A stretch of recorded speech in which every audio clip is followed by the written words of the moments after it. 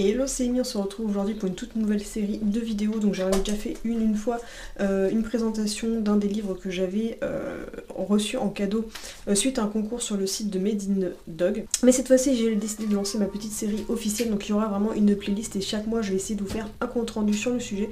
Donc on va faire cette fois-ci des comptes rendus de lecture. Cette fois-ci on se retrouve avec un premier livre, non ce n'est pas sur le thème canin mais ça va être sur le thème des chevaux. Donc je vais essayer de faire au mieux pour vous présenter ça. N'hésitez pas à me donner des conseils en commentaire parce que je suis pas forcément très douée pour ça. J'ai tendance à vite oublier ce que je veux dire. Je vais vous dire tout de suite, c'est que en fond j'ai mes petites prises de notes qui vont être notées, donc vous vous étonnez pas si je ne vous fixe pas toujours. Mais voilà, je pense que le contenu est toujours plus intéressant que ma manière de vous en parler. Donc on se retrouve déjà pour le livre qui s'appelle, c'est la série Pour l'amour d'un cheval. Donc j'avais découvert cette série lorsque j'avais acheté le tome 4 chez Nos, mais j'avais pas vu que c'était le tome 4, donc il a fallu que je rachète les autres. J'ai acheté les 3 premiers tomes sur Amazon d'occasion, donc je vous mettrai les liens en barre d'infos s'ils sont encore disponibles. Ils sont pas dans le meilleur des états, mais c'est toujours très simple pour les lire. D'ailleurs ma mère a déjà prévu de me les piquer. Donc celui-ci c'est le tome 1 qui s'appelle Déménagement. Donc il est ici et qui est écrit par Patricia Leitch, qui est marqué juste là, donc, et c'est aux éditions Flammarion. Voilà, Flammarion jeunesse, donc la lecture c'est à partir de 10 ans, donc c'est une lecture qui est très simple. Pour vous faire une idée sur la taille de l'écriture, c'est vraiment assez grand, donc ça se laisse lire très facilement. Donc à l'intérieur vous pouvez retrouver 13 chapitres qui se lisent vraiment très facilement. Franchement, si vous pouvez largement lire un chapitre par soir, donc ça se livre en à peu près 15 jours. Je regarde un petit peu derrière parce qu'il y a les petits oiseaux qui se portent sur le port de ma fenêtre, je suis frustrée de pas pouvoir les filmer. Enfin bref, ils vont me perturber ces petits oiseaux. Pour vous faire le résumé, donc je vais vous lire déjà ce qui est marqué au dos. Donc Jenny emménage avec sa famille en Écosse, mais lors d'un spectacle de cirque, elle découvre qu'une jument est maltraitée. Jeune fille intrépide, elle décide de la sauver. Mais l'animal est sauvage et craintif, Jenny parviendra-t-elle à l'apprivoiser? Et après il y a un petit passage qui dit « Tu vas survivre, murmure Jenny à sa jument, bientôt je te montrerai et on se promènera partout. On partira en randonnée toutes les deux et on ira plus loin chaque jour. Parfois au bord de la mer, on galopera sur le sable et on se baignera dans les vagues. On fera des concours que tu gagneras des prix de beauté et de sauts d'obstacles. Tout le monde entendra parler de toi. » Donc je trouve que j'avais peur de spoiler parce que je vais vous faire un autre résumé que moi je me suis fait moi-même. J'avais peur un peu de spoiler, mais déjà le contenu, ça spoil un petit peu sur le contenu. Donc d'abord je vais vous présenter un petit peu les personnages. Donc on commence par la famille, donc Menders, qui est la famille principale du livre. Donc à l'intérieur vous avez Jenny qui est vraiment le personnage ancré principal, donc c'est une petite fille qui a 11 ans. Elle est blonde vénitienne avec des petits yeux bleus, donc vraiment la petite poupée, avec un visage anguleux, donc vraiment un visage très fin comme j'aurais aimé avoir. Et elle est bien entendu fan de chevaux, sinon ce ne serait pas la personnage principale, et elle adore énormément le dessin. Donc elle est fan de dessin et elle adore beaucoup faire de la peinture ou quoi que ce soit représentant les chevaux, et d'autant plus cette jument qu'elle va découvrir dans le livre. Donc ensuite vous avez Petra Menders qu'on voit un peu moins, c'est la sœur aînée de la famille, donc la sœur de Jenny. Elle a 14 ans et elle a les cheveux châtains, courts et bouclés, elle est plus à l'image de la mère de famille. Elle est très coquette, elle est très...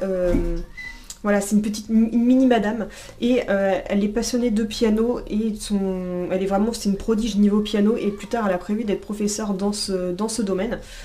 Ensuite on a le petit frère qui s'appelle Mike, donc Mike Menders, qui a 9 ans et tout à l'image de Petra et de la mère de famille. Il a les yeux marrons, les cheveux bouclés, donc comme ça. Ensuite on a Madame Menders, on ne découvre pas du tout son prénom tout au long de la lecture, je l'ai cherché mais elle est tout le temps donnée comme nom de maman ou Madame Menders, on ne connaît absolument pas son prénom et on sait juste que c'est la mère de la famille, donc elle a les cheveux courts et bouclés et elle est apparemment mère au foyer parce que pareil il ne cite à aucun moment qu'elle travaille, donc c'est vraiment une femme au foyer. Et ensuite on a donc le personnage qui est assez important aussi dans l'histoire, donc c'est Tom Menders qui est le père de famille.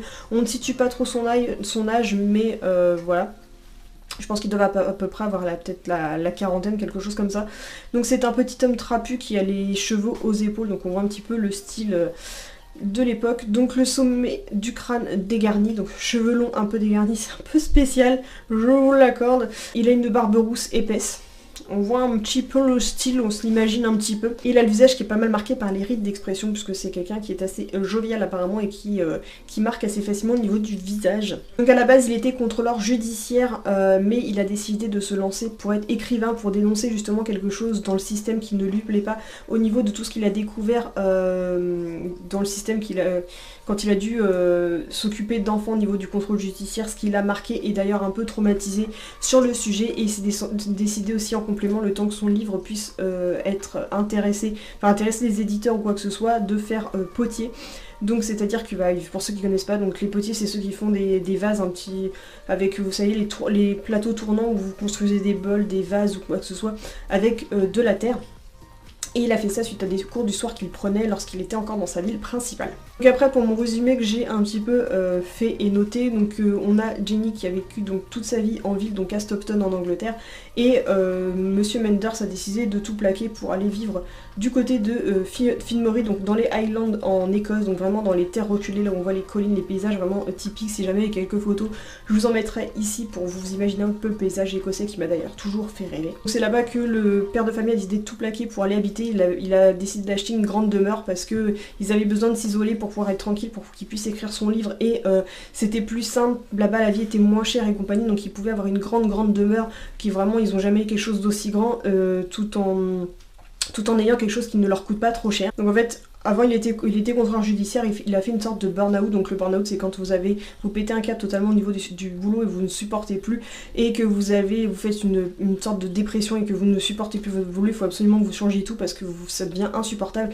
Et lui c'est suite au fait qu'il devait aider une jeune adolescente donc qui s'appelait Paula Hay et qui avait volé dans un magasin. Il a essayé de l'aider à ce qu'elle ne soit pas enfermée, mais elle a quand même été jugée coupable et mise en prison, ce qui l'a traumatisée parce que c'était une pauvre fille qui n'a pas eu le choix, qui est née dans une famille très nombreuse, mais qui continuait à faire des enfants alors qu'il n'avait pas d'argent pour les entretenir. Donc la faim lui a fait voler, donc c'était pas normal et injuste qu'elle aille en prison.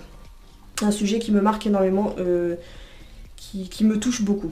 Bien entendu, Jenny est totalement heureuse de ce déménagement puisqu'elle faisait un peu d'équitation lorsqu'elle était à Stockton, mais voilà, c'est le cadre très strict, puis on peut pas avoir son cheval en ville et tout, et elle espère qu'une chose, c'est que le fait qu'elle vive dans les Highlands avec les grandes plaines et quoi, c'est qu'elle ait un cheval, ce que son père lui a déjà prévu, puisqu'ils iront avec son frère Mike en poney à l'école, mais elle, tout ce qu'elle rêve, c'est elle vise les magnifiques chevaux, les chevaux de type arabe ou quoi, mais ce n'est pas le type de cheval que nous sommes censés retrouver dans les Highlands, puisque forcément un cheval arabe, c'est bien de là où ça dit, d'où ça vient, mais donc elle avait quand même cet espoir-là, mais rien que le fait qu'elle pouvait en avoir n'importe quelle équidé, vu qu'elle était fan, on aura pu lui offrir un âne, elle était contente. Donc comme ils le disent dans le résumé, comme on le voit dès les premiers chapitres, juste avant d'arriver à Finmory, donc dans la demeure, ils ont logé dans une ville à côté, dans un hôtel, pour pouvoir avoir en attente d'aller déposer leurs meubles par un transporteur à leur maison. Ils ont décidé de se poser juste la veille pour pas débarquer en pleine nuit, à faire tout le ménage et tout, et décider de le faire que le lendemain. Ils se sont arrêtés donc à Inverbourg. Et juste à Inverbourg, et à ce moment-là, il y avait un cirque qui était implanté. Donc étant fan de chevaux, Mike et Jenny ont demandé absolument à leur père de les emmener là-bas, pensant qu'ils allaient avoir quelque chose de super sympa, des super spectacles, ils s'attendaient à avoir des chevaux et tout. Et effectivement, ils ont vu des chevaux, mais là, Jenny est tombée des nues en découvrant des chevaux qui étaient totalement sans âme, qui étaient totalement... c'était des vraies marionnettes, des vrais pantins qui n'avaient aucune liberté, qu'on contraignait depuis des années à faire ce qu'on leur demandait comme spectacle. Et là, le truc était tellement miteux qu'ils misaient sur les animaux, mais ils avaient l'air plutôt de personnes qui maltraitaient leurs animaux plutôt qu'autre chose. Et c'est là qu'elle fera donc la rencontre de la jument Yasmine. Donc il l'appelait Yasmine la jument meurtrière, parce qu'en fait elle était frappée pour être agressive donc par le monsieur loyal du cirque. Et comme par hasard, la petite Yasmine est une jument pur sang arabe, exactement dans le style que Jenny souhaite. On dit qu'elle était alezane franche avec une étoile blanche et 4 balsanes de la même couleur. Donc si jamais j'ai la type de la robe et le cheval, je vous mettrai une illustration ici pour que vous puissiez visualiser, parce que moi qui ne suis pas très dans le domaine des chevaux, je vois à peu près ce que sont des balsanes. Je crois que ce sont les espèces de chaussettes qu'ils ont au niveau des pattes. Mais alors pour le reste, au niveau de Alzane et compagnie, je ne situe vraiment pas. Donc je vous mettrai une photo, comme ça vous aidera autant vous que moi. Et alors qu'elle était arrivée sur Finmory, le cirque est reparti quelques temps après. Il y a eu un grave accident et la remorque de Yasmine s'est retournée. Jenny l'aura sauvée en lui arrachant la bride pour pas qu'elle ne s'en mêle les pattes à l'intérieur et qu'elle se brise les pattes, et ce qui va faire que Yasmine va se sauver dans les Landes. Et donc le reste de l'histoire, ça va se passer, c'est que Jenny va tomber totalement amoureuse de cette jument et va tout faire pour la récupérer. Donc voilà pour le gros résumé de cette histoire. Donc moi ça m'a vraiment emballé dès les premiers chapitres, j'ai vraiment accroché directement. Donc pour mon avis, ce que j'ai bien aimé, donc je vais vous lire quelques passages pour que vous vous rendiez compte, que j'ai aimé donc le passage décrit par Jenny qui se rend compte que de la triste réalité des animaux dans les cirques. Donc ici, dans ce cadre-là, il n'y avait que des chevaux Mais ça a suffi pour la traumatiser. Donc là, comme ça, c'est plus simple pour lire les passages. Donc Jenny serre les dents, vivement la fin du spectacle qu'il puisse rentrer à l'hôtel. Elle est assez près de la piste pour détailler les chevaux du regard. Leurs patients yeux humides, le mordure qui leur retrousse les lèvres, les jambes couvertes de cicatrices et leurs coups creusés. L'un des deux est poussif et la gorge de Jenny se noue en entendant sa respiration bruyante. Elle hait ce dompteur avec ses lèvres plissées et ses petits yeux ronds. À chaque claquement de fouet, elle tressaille, comme si c'était elle qui était frappée. Donc là, c'est le genre de passage que j'aime bien parce que ça donne pas du tout, mais alors pas du tout, un joli côté au cirque, ce qui montre vraiment la vraie réalité. Et ce que je trouve sympa, c'est qu'un petit peu à l'image de... c'était quoi? C'était Madame Bovary, je crois. Donc c'était un livre qui était typiquement un ancien livre que j'ai juste brièvement lu, mais qui était très compliqué à lire pour moi à l'époque, mais que je me le serais peut-être à relire à un moment donné. C'est que c'est un livre qui est connu pour vraiment s'attarder, pour décrire des détails que faut vraiment être un auteur particulier pour pouvoir le faire. Et donc un petit peu cette image-là, l'autrice, donc oui, apparemment on dit une autrice et pas une auteure, donc ça je le fais, clin d'œil à Luneful. Là, sa manière de décrire donc la jument, est une pure sang arabe, elle entre vive et dansante, paradant sur la piste, la queue levée au-dessus de son arrière-train, sa crinière soyeuse, cascadant depuis la crête de son cou, donc vous voyez, elle s'attarde vraiment sur chaque détail pour vraiment nous donner la texture, comment ça bouge ou quoi que ce soit, c'est pas juste elle entre en piste, basta. Et elle a la tête fine aux traits réguliers avec la ligne concave des vrais arabes. Ses yeux sombres et luisants sont bordés de longs cils et ses naseaux largement ouverts froncent son nez de velours de grands trous noirs. Elle fait des tours de piste, brillante comme une flamme, dressant ses oreilles aussi délicates que des pétales de rose. Ses yeux sont propres et ses petits sabots sont comme de l'ivoire poli. Après la douleur et la tristesse des chevaux de voltige, elle paraît de lumière et de feu. Donc voilà, ça c'est le genre de truc où ça donne tout de suite la puissance du cheval. C'est généralement les chevaux arabes ont une prestance. On peut pas confondre un cheval arabe avec un autre, ils ont vraiment quelque chose en plus. Voilà, et l'autrice a vraiment su le décrire vraiment parfaitement et j'aime vraiment qu'on s'attarde sur ce genre de détails pour que même quand on s'y connaît très peu, on arrive quand même à visualiser le caractère de la bête juste en le voyant physiquement. Et donc pareil, encore une fois, j'aime beaucoup les détails qui sont dits au sujet des cirques, comment les animaux sont traités à l'intérieur, malgré que ce soit une lecture pour les enfants qui ont à partir de 10 ans, donc ça permet quand même de donner une culture au niveau du cirque, au niveau des enfants, comme ça si jamais les parents veulent les emmener, s'ils ont un minimum d'amour pour les chevaux, s'ils lisent ce genre de livre, ils vont comprendre tout de suite que c'est de la vraie dure réalité, que ce n'est pas du tout glamour et intéressant d'avoir des animaux en cirque. Donc brusquement, Monsieur Loyal fait claquer son fouet et il l'abat sur l'épaule de la jument.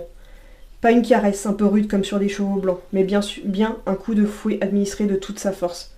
L'arabe se cabre, ses sabots avant fendent l'air comme les rasoirs. Elle fait face à l'homme, le cou baissé, dodelinant de la tête. De nouveau, il la fouette et elle se cabre en réponse. Et bien entendu, Jenny ne va pas rester de marbre avec ça, elle ne supportera pas la maltraitance au niveau de cette jument qu'elle trouve magnifique. Mais voilà, on montre tout de suite que pour la rendre meurtrière, c'est forcément qu'il la maltraite pour la rendre hyper agressive, sachant que comme les juments arabes ont tendance à avoir quand même un caractère assez sanguin, il est très facile, à mon avis, de les faire monter, donc ils en abusent pour vraiment la faire réagir au quart de toit. Et même à un autre moment, un peu plus tard dans le passage, quand elle revient du cirque et qu'elle va discuter avec sa famille de ce qu'elle a pensé de ce cirque et qu'elle veut à tout prix sauver cette jument pour la sortir de cet enfer. Elle va en discuter aussi avec un autre garçon dont je voulais te parler juste avant qui s'appelle Ken. Et donc Ken qui est un jeune adolescent qui vit dans une famille aisée mais qui se ne trouve pas du tout à sa place parce que pour lui il n'aime pas être né du tout avec une cuillère en argent dans la bouche. Il a besoin d'aider son prochain et de faire des choses qui sont utiles. Il n'aime pas du tout l'oppression, le fait qu'on contraigne des animaux ou quoi que ce soit. Donc il a connu Monsieur Menders qui a été son contrôleur judiciaire et il a décidé depuis un temps de vivre avec eux. Donc il les a rejoints, il est reparti de Stopton pour les suivre jusqu'à Finmory, donc où il les a retrouvés sur un coup de tête. Et donc ses parents ont accepté qu'il aille là-bas, ils lui envoient une pension tous les mois pour qu'il ne coûte pas d'argent à la famille Menders, mais il va aider là-bas pour les aider un petit peu comme un garçon de ferme entre guillemets, en aidant Monsieur Menders à gérer sa poterie, à créer des poteries avec lui et voilà, s'occuper des animaux de la famille et compagnie. Il est très bricoleur et toutes ces choses là, donc voilà, il vit avec la famille et au moment où il arrive, donc Jenny lui parle de cette jument et donc on a le ressenti directement de Ken qui me touche beaucoup aussi. Donc il dit il redescend avec son père tandis que Ken reste silencieux à écouter l'histoire qui fend le cœur de la jeune fille. Je ne peux rien faire pour elle, conclut Jenny. Vous n'auriez pas dû aller voir ce cirque, lui répond Ken un peu rudement. Des gens qui mettent des animaux en cage, il vaut mieux rester loin d'eux. Mais ce n'est pas un zoo. On ne me la fait pas, tu sais très bien ce que je veux dire. Ken se remet debout et se balance sur la pointe des pieds, les yeux fixés sur la peinture du cheval rouge. Qu'est-ce que je peux faire pour la sauver ? On ne sait jamais la veille ce qu'on fera le lendemain. Personne ne le sait. Tu ne savais pas que j'allais être là ce soir, n'est-ce pas ? et pourtant je suis là. Donc il lui donne l'espoir sans lui affirmer qu'elle va réussir à faire quelque chose, mais si elle le souhaite, elle pourra sauver cette jument. Donc voilà, il montre tout de suite, lui dit clairement à quel point les cirques c'est complètement naze et qu'on ne le recommande pas. Donc je vous en parlerai dans une future vidéo, mon avis sur les cirques, mais voilà, ce livre retranscrit très bien mon appréciation sur le sujet. Ensuite, j'aime beaucoup le personnage principal qui me ressemble énormément dans son caractère très sanguin, qui ne supporte pas qu'un animal soit maltraité ou de choses comme ça, et qui a été traumatisé par les cirques. Ça fait des années que je n'ai pas mis les pieds dans les cirques et je ne le remettrai pas tant qu'il y aura des enfants ou des animaux, puisque même pour moi les enfants n'ont pas leur place dans un cirque, puisque ce sont forcément des êtres assez faibles et qui on est facile à contraindre. Donc voilà, Jenny me ressemble beaucoup, donc c'est dans ce côté-là, le fait qu'elle est blonde aux yeux bleus, parce que oui, j'ai les yeux bleus et à la base j'étais blonde avant que je ne fonce avec l'âge, mais oui, j'étais un petit peu une petite fille telle qu'elle. Et j'aime beaucoup sa façon qu'elle a d'aimer les animaux, de les approcher, d'aimer les dessiner, puisque j'ai dessiné aussi énormément à une époque. Et j'étais entre la lecture et le dessin animalier, ça a toujours été le truc qui me motivait le plus avant YouTube.